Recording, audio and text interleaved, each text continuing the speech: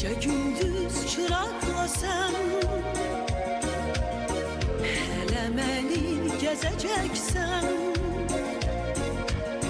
axtarmaqdan bizeceksen, benden bir de olmayacak. Yollara gül elesen de, seher akşam dilesen de, başına kül elesen de,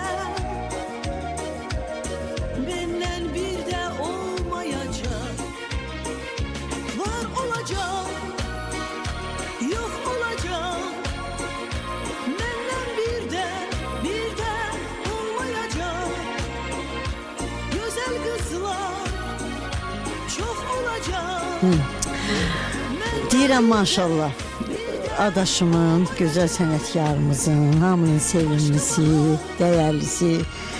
Yenə də deyirəm, mənim adaşımın bugün ad günüdür. Hələ də davam edir bu gözəl məkanda. Paylaşmışam məkanın adını.